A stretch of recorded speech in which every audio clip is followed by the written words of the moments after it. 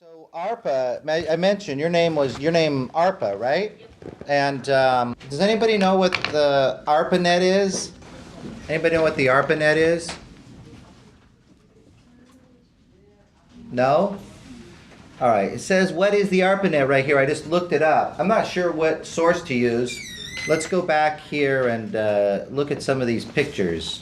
I just put, what is the Arpanet? I don't know, this is Google. I don't know, I want to go to Google's. Let's go to Google search. I think it's better. Then more people use Google, so let's go to Google. You're listening to the UnCommonCore Podcast with your host Thomas Howell. Hello. This is the Pug Dog Studio, and here in my lap is the Pug Dog, Q Dog. You can hear him moaning because it's hot, and I turned the air conditioner off so that it wouldn't make too much noise for this recording. But he snores and he makes a lot of noise himself. Anyway, episode 1 was a bit of a learning experience in a lot of ways, but it was the first and the only recording from 2013.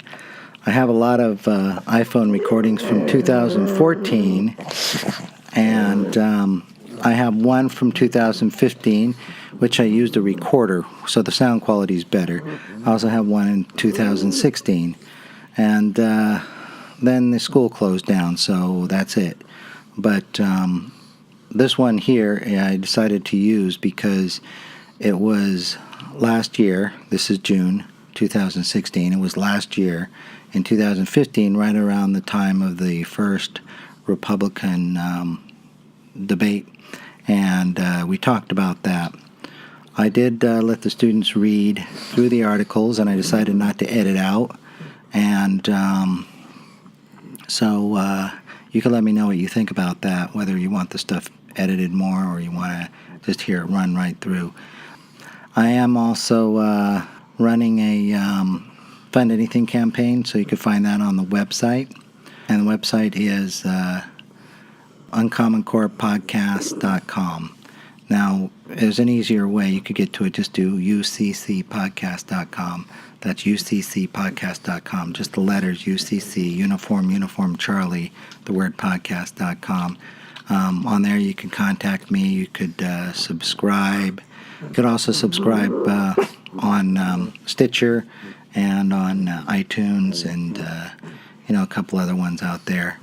So the Google Play as well. Let's see. Q Dog's getting a little upset. He wants the air conditioner back on. So I'm going to go ahead and end it here and enjoy episode 3. If you want to just hear Donald Trump, it's about the last 20 minutes or so you could just fast forward it down there. So from Pug Dog Studio, this is Tom Howell, and that is Q Dog. Okay, enjoy. Well, that was last night, and I just wanted to get on before I publish the podcast and say that I sound a little roused because I did just get out of surgery, and so I'm a little weak. But if you can, follow us on UnCommonCore Podcast on Facebook and UCC Podcast on Twitter. Okay, enjoy the episode. All right, well, here's a bunch of pictures of, I guess, what was the early ARPANET. The beginning of the internet in the late 60s, 69 or something like that, I think it was. What was going on in the 60s in the United States and in the whole world? It was the Cold War, right? You guys aware of the Cold War? What was the Cold War? Between Russia and United States. Right, it was between Russia and the United States, right. And what was the big worry about in the Cold War? Because the two can fight. And what? Nuclear. Yeah, there was nuclear weapons on both sides. So, and nowadays they're talking about, like Iran having nuclear weapons. Well, the United States and Russia had hundreds of nuclear weapons on both sides. It's not thousands. Maybe it's thousands. We can look it up if you want. But, so what would happen if they got a nuclear war and a first strike would be if they had one bomb, a nuclear bomb. It didn't even actually have to be a nuclear bomb, but would knock out command and control like that, and then basically the war would end quickly, except for the fact that everybody would die from fallout and all that stuff. But so what the U.S. Army did was they created something called the Arpanet, and what the Arpanet did was they would have duplicate information on multiple computers at the same time, so that if headquarters in Washington D.C. or actually at the Pentagon was knocked out, they had the same information somewhere else. So they couldn't hit everywhere. They wouldn't know everywhere to hit. So that was the concept behind it. And that's what you see here with these pictures about the Arpanet.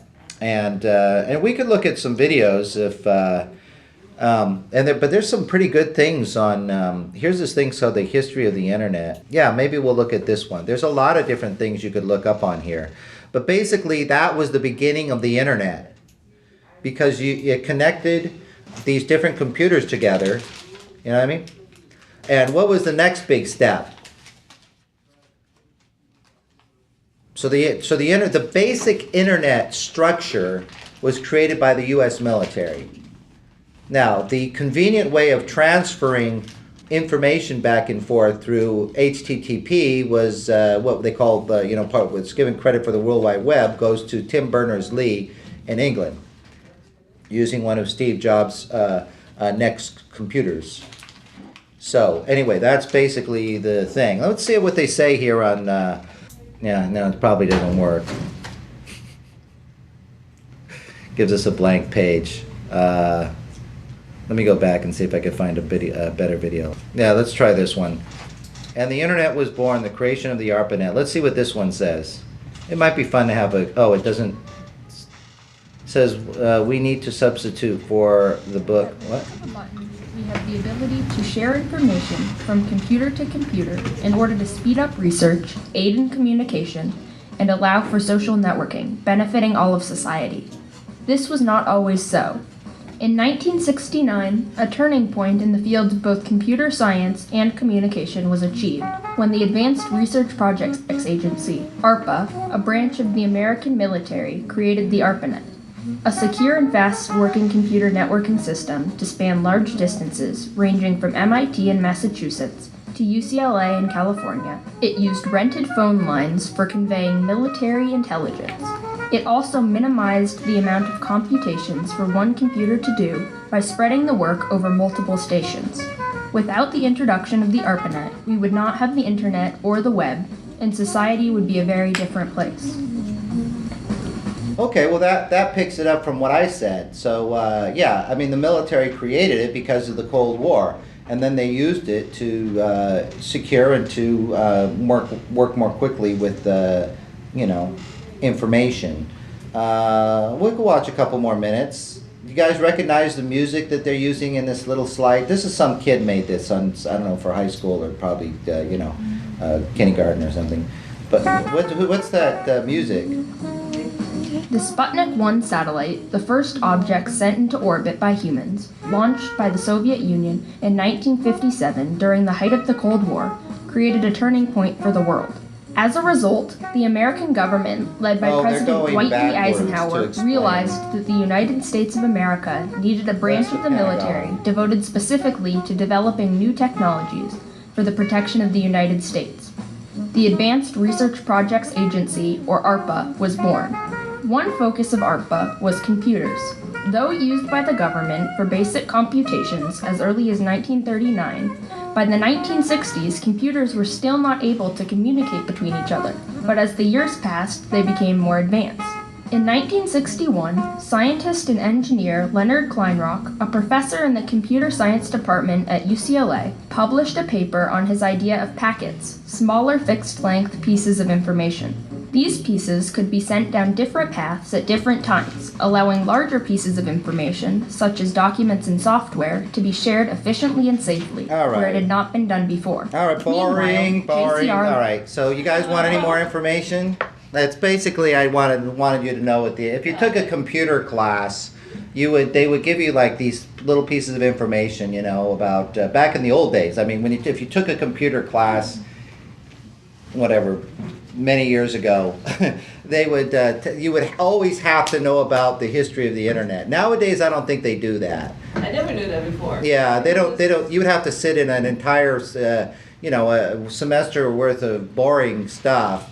But that was one of the things that you would need to know was that about the Arpanet and Tim Berners-Lee, and So anyway, that's all you need to know. You should probably know that. Now, if you really want to know a lot of stuff, and we could look at this later if you want. There's something called I think it's called Triumph of the Nerds. There's a lot of these something of the nerds programs, but my favorite one about the internet and computers is called Triumph of the Nerds.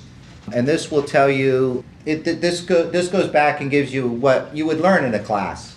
You know what I mean? And it's a little 2-hour movie. And it's pretty good. It's entertaining. There's another one, if you want to know about Apple and Microsoft, called Pirates of the Silicon Valley. Those two, if you watch those two, you have a good understanding of, how it all started. And this is coming from someone who lived in the Silicon Valley. Kind of during that time, sort of. I mean, I don't go back to this time, but during the internet boom. So, by the way, I asked you. So, any questions? No questions. Yeah. See, I know people gets boring after a while, but who played that music? That's one of probably the most famous jazz pieces of all time. Anybody like jazz? I mean, nowadays jazz counts for fusion and all kinds of weird stuff, but this was like the old original jazz, and this guy his name was Dave Brubeck. I believe it's Dave Brubeck, take 5. Let's see if I'm right. Here, let's play this old video. The reason I mention this too is because I think he's pretty cool, this guy. So here. What? Yeah, okay, here we go. Here's an old Dave Brubeck playing that same tune back in the day.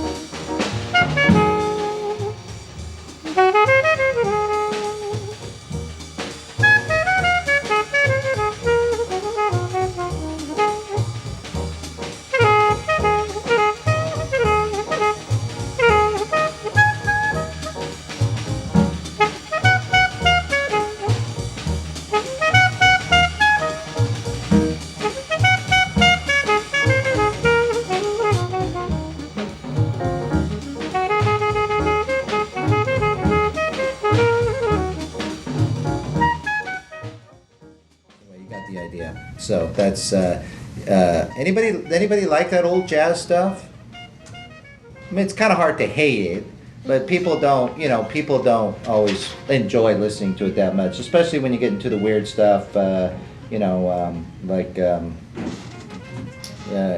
of the real. This stuff is pretty listenable for most people, but yeah. A good version is Coltrane kind of is good too, but I mean people start moving away from it and can't really get it. If you want to listen to Take 5 and this kind of thing, Jazz at the Pawn Shop's a really good album for audio quality. All right. Any comments or questions? So that's ARPA. Your name is ARPA, and that's the ARPANET. Let's go and look at the news. Oops. Shoot. Did I just ruin one? Let's look at the news.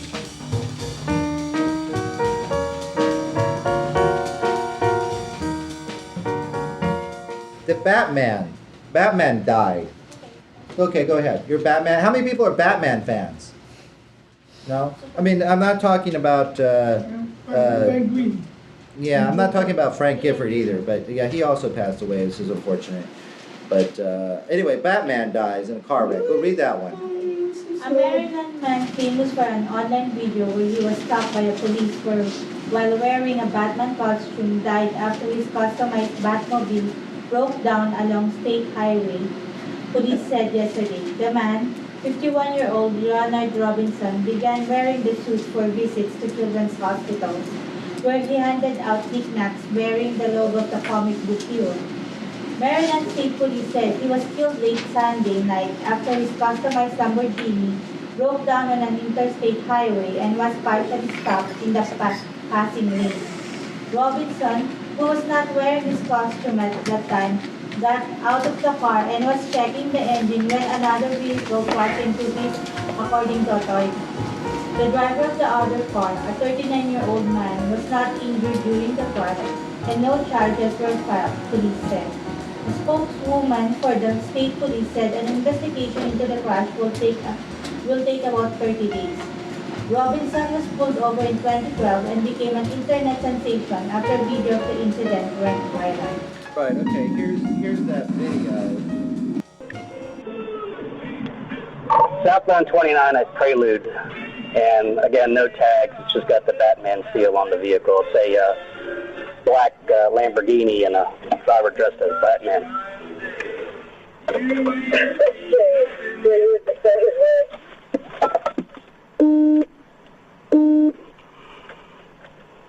You can send me Robin if you wish. So the kids like these? Yeah. Okay, Batman. Okay. 1 second. Okay. Oh, yeah. Good. You got a nice car, dude. Batman. What's your name, rather than Batman? Lenny. Lenny. Okay. You have a front tag with this on the vehicle, or no? Or just the vehicle? Okay. Okay. You can get the registration, man. Okay. Lenny, do you mind if I take a picture of the road? Not at all.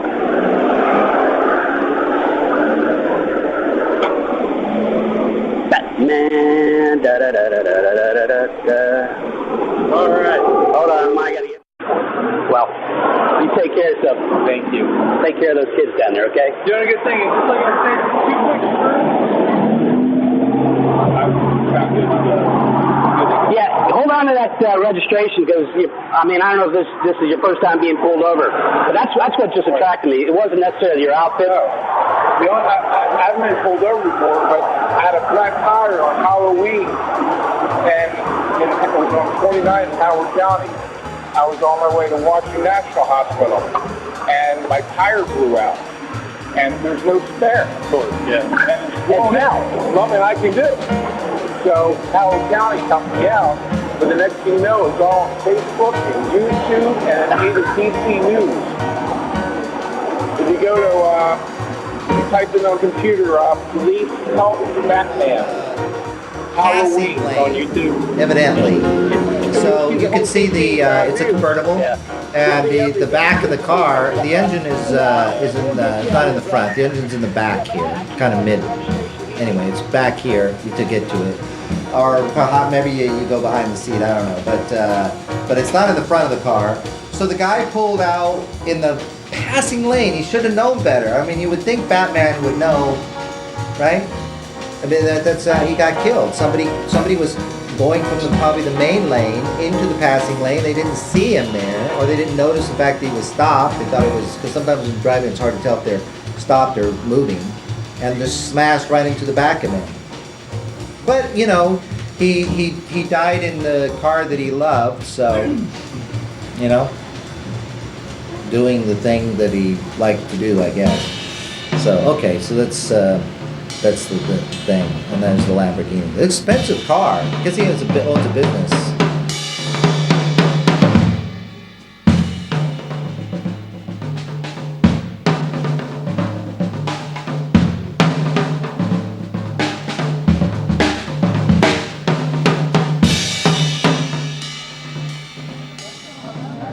Yeah. Don't they have a new Batman movie? Another one? Or am I imagining it? Sounds dumb. Batman versus Superman? Yeah. Yes. Why would Batman fight Superman?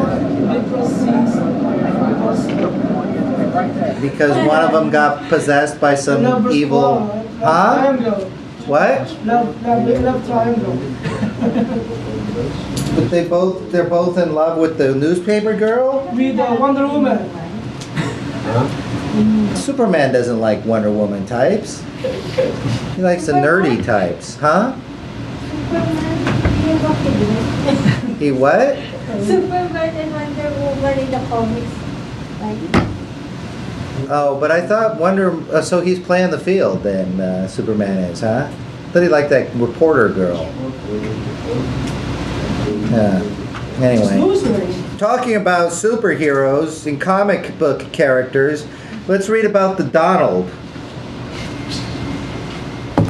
I mean, he's got his own comic book look, right? That hair and that tie.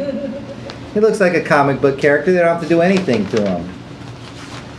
I don't know. It's in the Metro and the AM both. Let's look at the AM because the picture of him is better.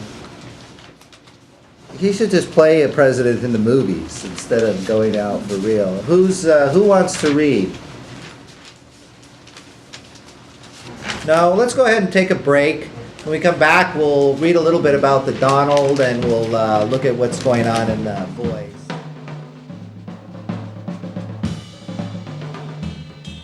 Anybody from Indonesia here? Oh, because there's an Indonesia airplane crash again. Yeah, but I guess they have those goofy airplanes, the old, and they're going through the jungle. And I don't know. Anyway, okay, go ahead and read the Donald here on page 3. Go ahead, Walter. Donald gets his day in court. Tough Waller serves jury duty in Manhattan.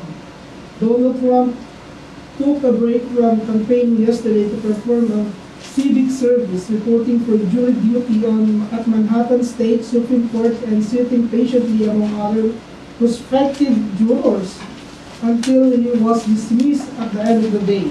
Really, the Republican presidential candidate won't have to serve again for 6 years. Oh. People are very surprised that I agreed to do this, Trump told reporters in Court House. I'm not surprised. I think it's the right thing to do. Trump arrived in a black limousine 8 minutes late for the 9 a.m. start time and sat in central jury room, staring into space, chatting jovially with people around him, reading a newspaper story about himself and even appearing to doze off at one point until he and more than 350 others were dismissed at 4 p.m.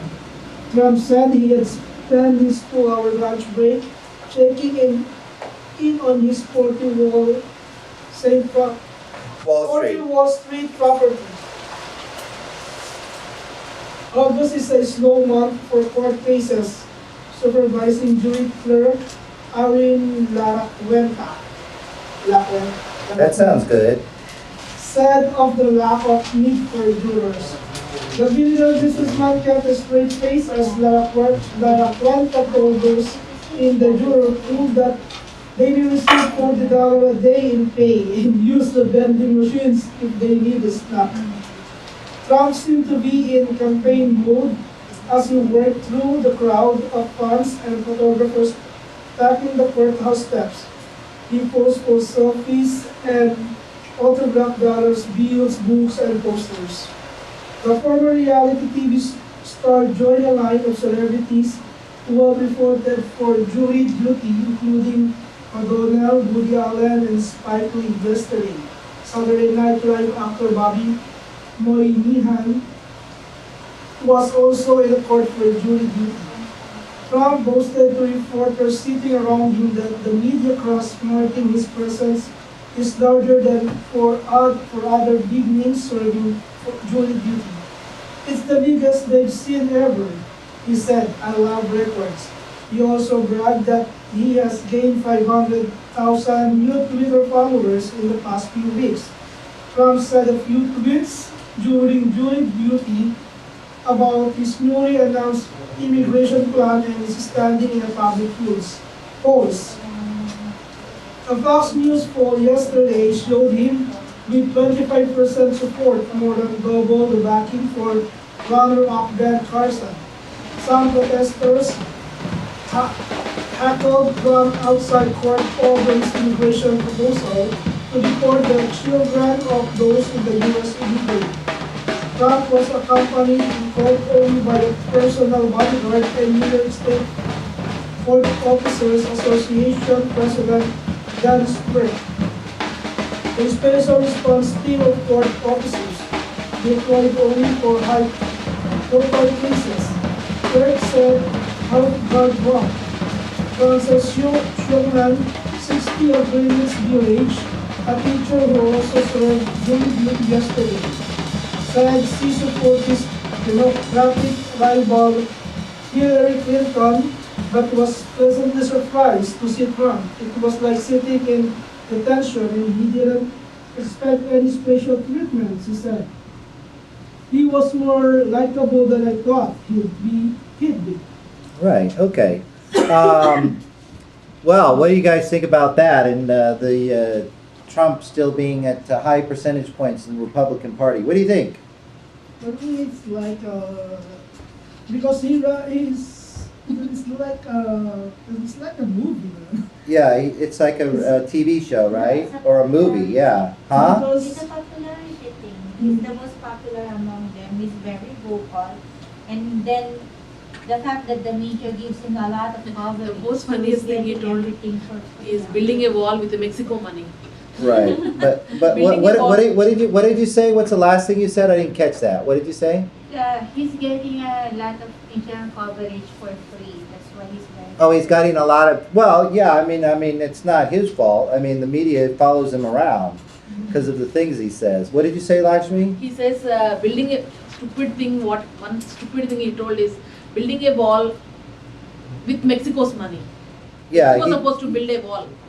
Yeah, he said that he's going to take it off of out of visa payments and cross-border payments and stuff like that. So he take it from Mexican people who, I guess CEOs or I don't know, but he's taking it off of charges that are already existing by raising them. I don't know how he would raise the money for Mexicans to and for one of the higher poorest than countries everybody in the world. else. How can they afford to build a wall around USA? Yeah. I don't know how if there's charges though for foreigners. I think the charges are fixed, right? When you pay visa fees and everything, I think that's fixed. It's staggering money. US government is getting from the visa fees. You know that? I know, but I'm saying the money is Not the same. Visa fees, the immigration itself costs so much. I know. And it's from China and India. It's getting billions of dollars. Billions. Right, but I mean, it's the same for you as it is for him, as it is for Walter. The fees are fixed, so I don't know how he would charge more for Mexicans. I don't know how they would work that out. Really speaking, Mexicans are not coming. Really speaking, other South American countries like Ecuador, El Salvador, they are coming through Mexico. Yeah, but he doesn't. I don't know if he's worried about them. He's worried about the Mexicans mostly. Yeah. And people supporting him. That's the real Right. thing. Well, he wanted to get rid of the NAFTA, the North American Free Trade Agreement between Mexico, the United States, and Canada. But I mean, I don't know about this, but he's. I mean, we import. You know what? What is a free trade agreement? First off, you guys know what a free trade is? We hear free trade a lot. Free trade? Yeah, free trade. Free trade means like Mexico, they can export product without any charge or anything like tariffs, that. right? Yeah, Taxes, tariffs. They can export the product in United States or Canada.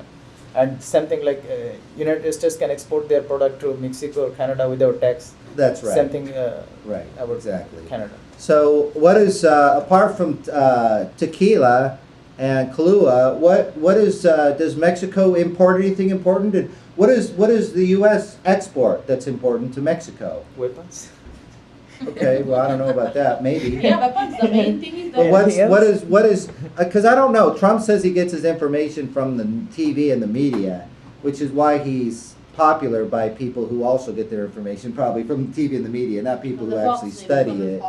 But what is Mexico importing to the U.S. or export to the U.S. that's important? They They export export a lot of things. Like what? No, not only drugs. They export a lot of things, right? Well, drugs is the most important, but what else? What else Most is second important is most? that one. What's second most important? More than immigration, that's the most problem. No, there's Drugs one coming to thing Mexico. that it stands out that they don't mention on the news unless you watch the like PBS or you watch the real news, or you read about it. What is the U.S. get from Mexico? Oil. Well, Yeah, Palm it's the second or third largest source of oil for the United States. Nowadays they don't need it so much, but yeah, Canada, Mexico, and Saudi Arabia are the top what kind of three. oil? It's like Oil, crude oil, for cars and stuff, for gas. So if for some reason we had trouble with the Mexico, the price of gas would go up because they increased the price of oil. If they didn't cooperate, we get the most from Saudi Arabia usually. That's usually number one. But you can look at the numbers, and it's available online. But Canada and Mexico are the two next ones. So being like a large, and it's a lot too. Let's see if I can find it real quick. Yeah, so that price of oil, and that'd be a big deal. No, they can get it from Iran for cheap. No, the France gets it from, and those countries get it from Iran. Maybe they can get it too now. They can. All the oil wells are not stopped for a long time. Now they can get more out of it.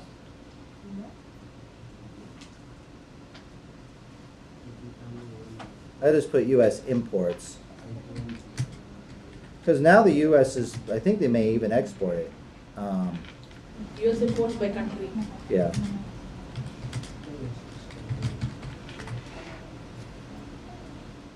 Yeah, there's a lot of sort. They're not, they should all be the same. They're not going to have different The numbers. second option is Wikipedia. Maybe they have.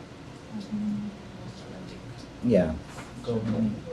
Yeah, he's got a lot of. He wants to build that fence, not a fence. He wants to build a wall. Maybe he could build a fence, but a wall, So, yeah. See, Canada is the orange. 709,698. Mexico is the other brownish orange, which was it peaked here from 567 down to 394. And Saudi Arabia, just like I said, Saudi Arabia is down here. It peaked at 550,000, and now it's down to right next to Mexico, 416. So Canada and Mexico import the most, and then it's Nigeria, which down you could see Nigeria falls down here. It's peaking right now, so they're getting more from Nigeria and less from Mexico. And then after that is Venezuela, interestingly, because Venezuela has a lot of oil. That's been consistent as well. So Venezuela seems to be the fourth one, and Nigeria is the fifth, and then all these others are way down here. Iraq, Angola, Colombia, Algeria, and Brazil are all down here at 100-something barrels, which is one, very small, seventh of what the other countries are doing. Maybe Mexico has less oil now. They already pump out everything. No, oil's in there for a long time. So, but anyway, that's my point. I mean, we get oil from Mexico, and that's a big deal. So you don't want to piss them off too much. And a lot of jobs also going to Mexico now. All the companies starting company. Yeah, Even the Ford, that's what he's. the number of Mexicans coming in and out of the country is about equal. Coming in and going, people going out and coming in. It's about Mexican That's people. what he It's said. about No, he will equal. close down the Ford because Ford is opening a plant in Mexico now to build the parts. Well, So- VW used to have big plants in Mexico too, Volkswagen. So a lot of people are going to Mexico, and because of problems with China and problems with Bangladesh. So a lot of places are going to Mexico. It's usually Mexico and Thailand, and the options are usually China always does the best job because they just that's what they're good at. They've been doing it thousands of years or whatever. But so China, and then Thailand, Philippines, Bangladesh. And Mexico. I mean, there's a lot of them, but there's like a half, 6 or 7 countries that manufacturers can go to for assembly line jobs, And Mexican's probably one of the top 5 consistently. But he doesn't like anybody. I don't think, what does he want to do? Move manufacturing jobs back to the U.S.? That's not a solution though, right? In this No, in nobody this world, nobody would do that. Yeah. So you have to export it somewhere. It's a global market. Now if you export more cars, means to other countries, like they can export cars to China, India, like moving it. Yeah, I but think they don't do that. the problem is, They don't compete in that field. You know, if you buy an American car, it breakdowns in 10 years. It's got 5-6 years, you get a lot of problems on American car.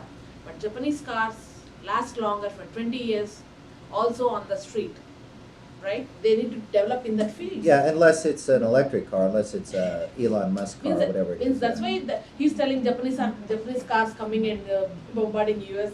That's not the reason. It's because they're running more efficiently and Yeah, they're that's better why people cars. buying They're it. better. They're That's better why people made. buying it. Yeah, right. But I don't think he knows a lot of this stuff because in real estate, I don't think it applies because you don't have these kinds of issues in real estate. Sometimes a person could be expert in one field and they could apply their skills in another field. But I'm not sure New York real estate expertise applies to global economics. You know what I mean? So I don't. That's a problem. He made these billions right here right over there in New York City. So I think New York City is unique in a lot of ways. The real estate market's always gone up. It's gone at a bit different rates, but it's always gone up. So investing in real estate's always been a sure deal. And the more you do it, the more money you make. So it's not that hard, I don't think. Yesterday in the class, we watched the presidential debate of the Republican leaders yesterday evening. Oh, did you? Yeah. Yeah, and he said one funniest thing is the arbitrator asked him why you have 4 bankruptcies, like why you bankrupt in Atlantic City, the Trump Mahal, and everything. He said, I knew Atlantic City will collapse in 7 years. That's why I did it for the first casino is mine, which got bankruptcy declared. Yeah, well, he And got I out. used US last He got out beforehand. beforehand. Yeah, That's what he will apply in the US economy too. Well, no, That's what he actually, said. he was actually good in that because he's good in real estate. He's able to predict the market. So that's good. But that doesn't necessarily apply to other things. But what he said will apply about the same thing to the economy. yeah, of the but what he US. said about the 4 businesses going bankrupt was actually, a lot of people see that as a positive because he had hundreds of companies and everybody declares a lot of people declare bankruptcy. So it's not that big of a deal. He's talking straight. He's very direct and very blunt. So those things are good. I mean, the people like that, and that's easy to understand. But when you get into deeper global economics or you get into really economics, it's a little bit more difficult. But those things are actually, people like that, because it's actually true what he said. I mean, he got out early because he knew the market. And he declared bankruptcy because that's what everybody does. But he didn't lose anything. He didn't gain. But people who invest in that one lost billions of dollars. No, it's the other companies, the lending companies who gave you the money to right. build the Taj Mahal lost the money. Yeah, but those are bankers. That's what he also said. And he said, I got profit from that, and I took out the money. I got a nice profit from that bankruptcy. From Taj Mahal. Yeah. He earned a lot of money. Yeah, but a lot of money didn't go to the lenders who gave money to build. Yeah, but these are not poor people who are working class people. These are bankers. The jobs people are not necessarily. He's really kind of ahead on that one because it's just the bankers in the banking industry, and they're all crooks. I mean, the banks are the biggest crooks in the world. The Bank of America, exports its, maintains its offices overseas, so they pay 0 in taxes.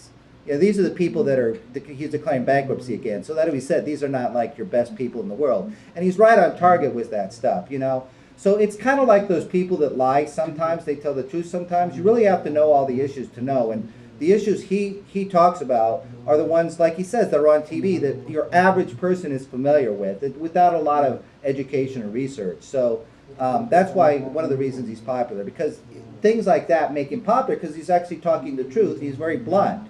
You know what I mean? Apple did the same thing. They said, yes, we're taking advantage of the tax code, but every company does it. We're not evil. Fix the tax code and it'll be better. And he said the same thing. He said, I paid everybody and they do what I want them to do. You should fix that. It'll be better. And this is kind of true, but it's the other things like the wall and these crazy things that he thought Obama was a foreigner and all this stuff is crazy. But this other stuff, this other business stuff, that's why he's a billionaire. He kind of does know it, and he speaks bluntly about it. You know, that's why people trust him in business, because he's not full of bullshit with that. You know, but you have to know kind of like the issues in order to know. I mean, you don't really have to know that much to know he's crazy. He's obviously building a huge wall is kind of nuts. You know what I mean? But these other issues, these smaller ones, they're kind of like people are like, yeah, that's what we want to know. That's what we that's what we understand. You know what I mean? But like I said, his businesses, he's not doing anything anybody else did. He knows real estate very well, and he does know certain things. A rich guy, he knows what rich guys know to be rich. Why don't they elect the Obama's opponent? Him, he's a big businessman.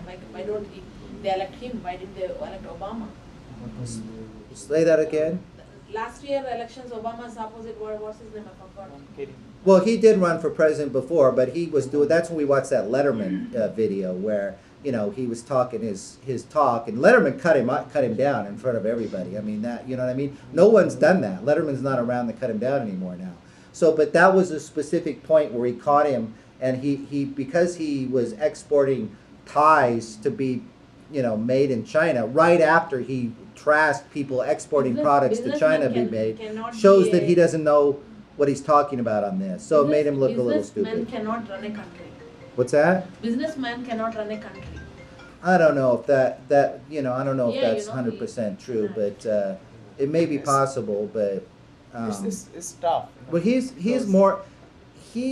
I think he was going bankrupt himself too before he did The Apprentice. I don't think his personal finances were going that well. He never declared bankruptcy, but I don't think he was doing that well. That's why he did the TV show. That's not the most important thing. Bankruptcy is like different issues, because he said in his debate, he said it's a part of law.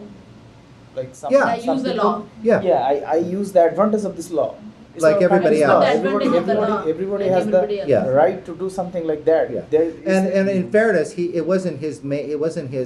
didn't have like 5 companies and 4 declared bankruptcy. He has hundreds of companies. That's not the most important thing, but he said I think that's an important thing, because if you want to run a country, then you have to maintain a lot of things.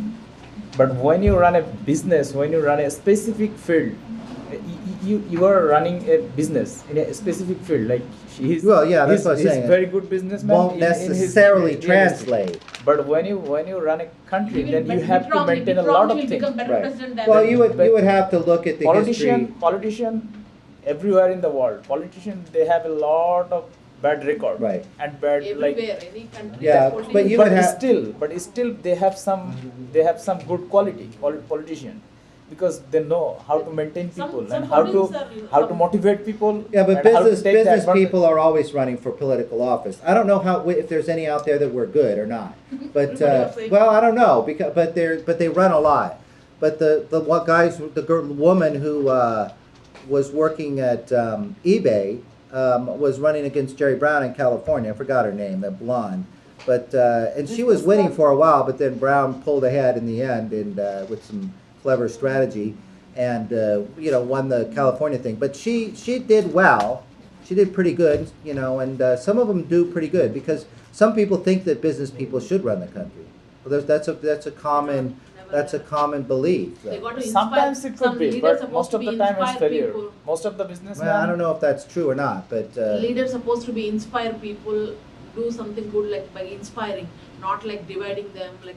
Not from dividing. Well, that's true. He does divide. Leaders can develop like that. Business. Yeah, they do talk about bringing the party together. They something and they talk together, they make it something. Right. But in the political field, you're supposed to inspire people. When you are doing a business, then you are the boss. Right. But when you are a politician, then you are a leader. Well, that's a good point. Boss and leader is not the same thing. Because when you are boss, then all the followers in front of you, they are bound to follow you. You can't always fire everybody. They are bound to follow you, but when you are a leader, the followers in front of you, they are not bound to follow you. Yeah. They have the decision, they have the choice. They could change anytime their decision. So you never know. Yeah, because when you are a boss, then whatever you said, they are bound to follow your instruction. But when you are a leader, then they don't. Right. Yeah, he can't sit in the White House So firing it could everybody. it could be very good or very bad. It would be a good TV show. He might put cameras. He might make it into a reality show, the whole White House thing. You've been listening to the UnCommonCore Podcast with Thomas Howell. I'm Satoko Smith. Thank you for listening.